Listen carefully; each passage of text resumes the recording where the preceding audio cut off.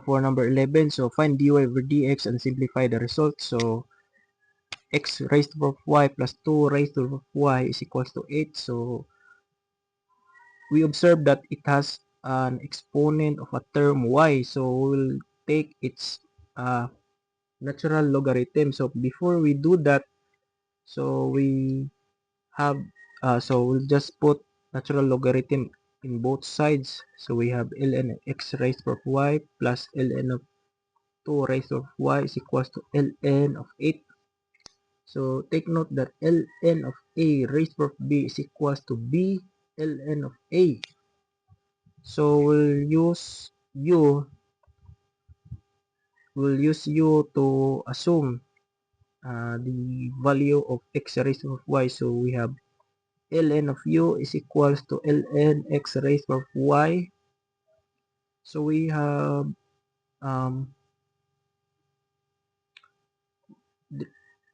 ln of u is equals to y ln of x by applying this rule. So we have derivative both sides. So 1 over u du over dx is equals to y 1 over x times 1 plus ln of x times y prime. So we have du over dx all over u is equals to y over x plus y prime ln of x. So we have du over dx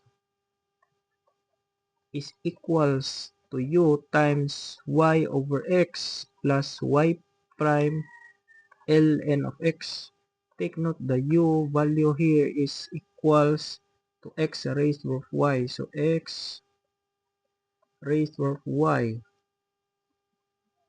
So we have du over dx is equals to x raised to the y times y over x plus y prime ln of x. So take note of this value. So we will also assume the second term. So we have u is equals to 2 raised to the y. So we have ln u is equals to ln of 2 raised to the y. So ln u is equals to y ln of 2. So we have derivative both sides is 1 over u du over dx is equals to y times 1 half times derivative of 2 is 0 plus ln of 2 times y prime. So du over dx all over u is equals to, we'll cancel this one. So we'll cancel, make it 0. So y prime ln of 2. So we have du over dx is equals to u. So u multiplied by y prime ln of 2. So u is equals to 2 raised to the power of y. So 2 raised to the power of y. So we have du over dx is equals to 2 raised to the power of y multiplied by y prime ln of 2. So take note of this value also. So again, we'll assume also the ln of 8. So we have u is equals to 8. So u is equals to 8. Applying both natural logarithm ln of 8. So 1 over u du over dx is equals to 1 over 8. So derivative of 8 is 0. So du over dx all over u is equals to, we'll cancel. So 0. So 0 times u. So u is equals to 8. So du over dx is equals to 0. So we'll now plug in these values. Now plug in this value. So we have xy plus 2y. So we have xy plus 2 raised to the power of y is equals to 8. So we'll now plug in by its first derivative, both sides.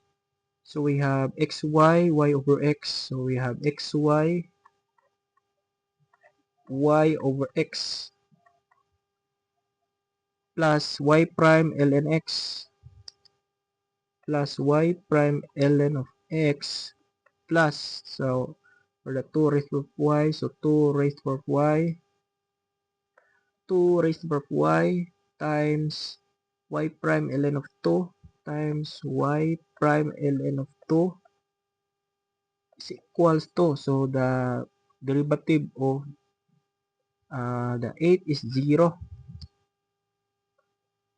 So we'll simplify, so we have x raised to y, so we have x, so we have y plus xy prime ln of x plus 2, so we have plus 2 raised to y prime ln of 2 is equals to 0.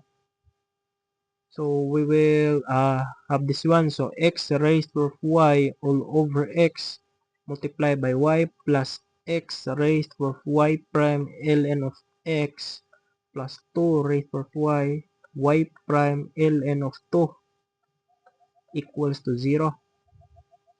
So we have, so simplify, so xy minus 1 times y plus xy prime ln of x plus 2 raised to y prime ln of 2 is equals to 0.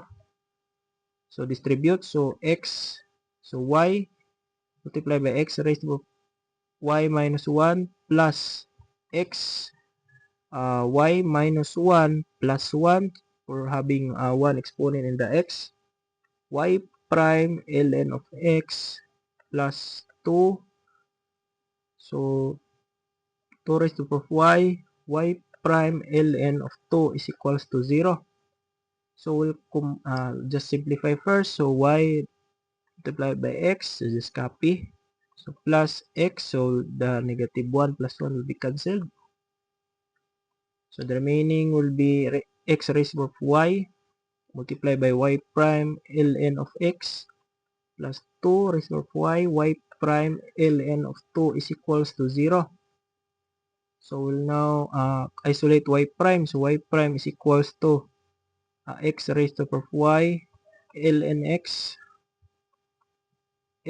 x raised to y ln x plus 2 raised to y ln of 2 is equals to negative y x raised to y minus 1.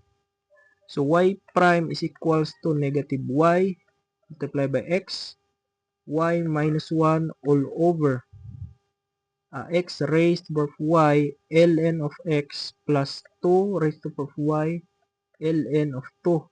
So this is now our final answer. So let's check if our answer is correct.